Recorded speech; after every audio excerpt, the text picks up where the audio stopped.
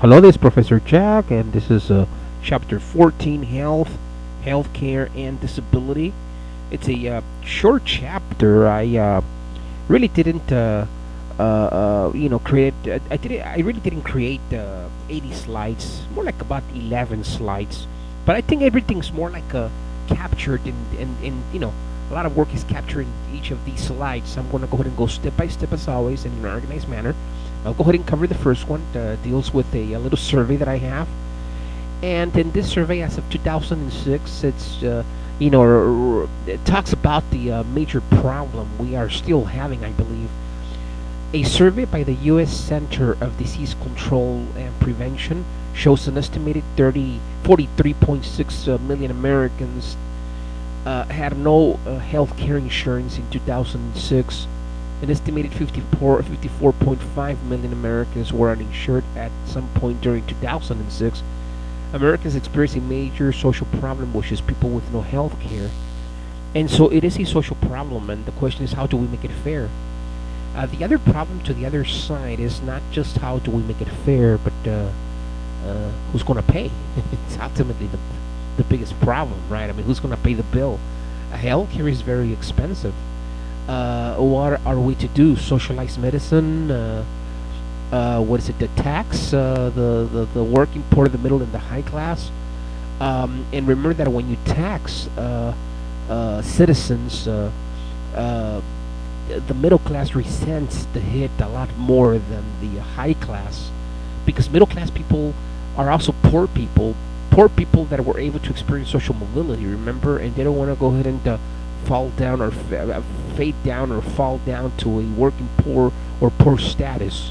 I went through the stratification chapter, and we discussed how the middle class, and you guys wrote a paper about it as well, how the middle class could be in danger, right, of falling apart whenever there was a major given social phenomenon, like outsourcing of jobs, sometimes war, many other things, like in this case, healthcare. Ultimately, someone has to pay the bill, no doubt about it. I mean, something's going to happen, right? Social change comes at a price. Something has to happen. Something has to give. So you have affordable healthcare insurance, but then again, who's going to pay the bill? I mean, what exactly happens? Healthcare is not going to get cheaper without no one raising their ears and their eyes, right, about the problem. The problem is that others will probably have to go ahead and pay the bill, most likely, more than just having a socialized medicine type of system. We're going to still have the similar type of system we have, but the difference is that someone's going to have to pay, right? So you have many other things to consider when it comes to healthcare. We remember that we have an aging population, right, and they demand a political voice, and then many of them will be recipients of the healthcare profession. They're going to need assistance in the coming years, provided that many of them are living longer, right, up to 85 and so on. Wow. Okay. Then the immigration influx as another issue when it comes to demography and services to be rendered to them, right? Medicine to combat illnesses, knowledge of health hazards. All these things are in display, and which has allowed the aging population to age and their longevity to go longer, right? Knowledge of health hazards, population growth. The baby boom generation is expecting also services. So we have all these things to consider, right? And so, yeah, it's all about competition, as we said before. And then we have more people asking for the same services. You're going to have competition. There's no way around it. I mean, we are not here to say what's right and what's wrong, but to confront the problem head first and to know what's the best outcome when it comes to a major problem like healthcare. So you have discrimination. You have the discrimination and prejudice slide as it relates to the aging. And so healthcare, we talk about the age a lot of the times because it is the elder population who are actually the victims here. Yeah, everybody else as well. Yeah, but who gets sicker more? I mean, a 20-year-old more than a 70-year-old? No, in proportion, you have a lot more people, a lot more elders people of advanced age getting sick, depending on the medical industry, right? So you have then we term discrimination based on ageism. So they're looking for the age nowadays are looking for a political voice, and they are to get one. I mean, sooner than later, politicians will go ahead and cater to their needs because they are an extreme population. They're a growing population with this baby boom generation. You're going to have a lot more changes, right? And so medicine. Let's go ahead and go to the society slide, to the institution slide, to see where it fits. Medicine in this case will go ahead and fall under the institution of technology. At least this is the way I wrote the slide. The need or dependency that we Americans have on healthcare make of technology very influential, right? And so don't forget the term medicalization are to come later. Is to come later, and then the term epidemic as well. Okay, please study this slide. Medicine is an institutionalized system for the scientific diagnosis, treatment, and prevention of illness. Therefore, medicine falls under the institution of technology. Okay, so let's advance. I have a lot more things to talk about. Our system is one of known as Western or contemporary medicine. Then our focus is to treat symptoms. So it keeps the ball rolling.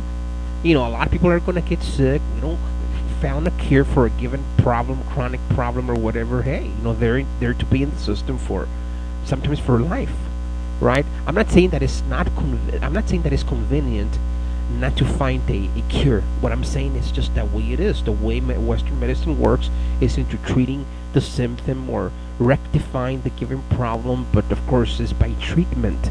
In other words, by long-term usage. Right. Okay. So, anyways, then you have holistic medicine, which is a different alternative of medicine. Then it treats the source of symptoms and it considers body and mind to be one, while Western medicine separates body from mind. So you have two, autonomous industries. One known as internal medicine, and the other one known as mental health. So, in my view, it sort of like allows these two industries to grow even larger, right? Nowadays, what is known is that even emotions are being categorized or classified as problems, as medical problems. So you see how it's growing at a tremendous rate, and the more people get sick, the more business, so to speak, is for them. We have leading causes of death by race. This other slide, comparing the two or more races in the United States, and it's pretty much the same for all white, blacks, and Asian or Pacific Islanders when it comes to the first three major chronic causes of death. But when it comes to the fourth one, you'll have white people more suffering from a lot more respiratory diseases, while black people suffer more from diabetes, and Asian or Pacific Islanders suffer from accidents. So the big difference between white and blacks, the whites and blacks, is the respiratory diseases or illnesses versus diabetes. So it talks about the diet when it comes to blacks in the United States. Fourth cause of death. It goes more with those choices that are made when it comes to food, right? And never mind the first three that deal also with obesity, that deal also with bad habits, heart disease, for example. Everybody loves bacon and fried eggs in the morning, huh? yeah, and then you have cancer, yeah, and then you also have blood vessel disease. Anyways, okay, so then you have aging and race, and you'll see that there's a change. There's going to be a change. It's already in coming. And pretty much I'm going to go ahead and tell you what I see from all these facts is that by the year 2050, the proportion of elderly who are non-Hispanic white is projected to drop 64% as the growing minority population is moving into old age. And this growing minority is Hispanics. Yeah, it is. So you have Latinos who are actually growing in number. We know that by stats, but also they're now projected to be that elder population in years to come. Okay, so yeah, I just wanted to go ahead and throw that fact there because it's important to go ahead and know that for those that are like majoring as nurses in the future, doctors and so on in the medical industry. It would help a lot if you learn a second language like Spanish, for example. And by the way, I have a Spanish degree, so you guys, just kidding, I'm sorry. Okay, so then you have gender and disease. I need you to go ahead and read this by yourself. What is it? The theoretical perspectives. We'll go with the functionalist view. They call it the sick role. Is a shared set of cultural norms that legitimizes deviant behavior caused by the illness and channels the individual into healthcare. So what it is that if you're sick, you're perceived deviant because of the illness, or the disease is actually intervening with your function in society. So the best way to go ahead and treat this, the only excuse, or sort of like the only way out, is to go to the doctor. And understand that many institutions play this role as well. You're not to be excused if you're absent unless you have a medical excuse, right? You're not to get paid if you're absent unless you call it a sick day. You're for sick leave and you have medical proof. So that's kind of the way it goes with a society. It sort of like has institutionalized this, and this is what I am talking about when it comes to the sick role, or rather, what Parsons' concept of the sick role, in my view, represents. You have the conflict theorist view, and for conflict theory, everything's bad, right? So you have a system of thieves, known as the medical industry complex, and you have what doctors, physicians, global health industries, pharmacies, pharmaceuticals, that is, medical supply companies, insurance corporations or companies that are there to sort of like dig deep into your pockets. They're there to make money of human flesh. That's kind of the the gross way I like to say it, because after all, we're sort of like playing here with bodies and people and minds and souls. People get sick. It's not a park. Walk in the park, people hurt. Whether you're poor or rich, you hurt, right? Everybody hurts.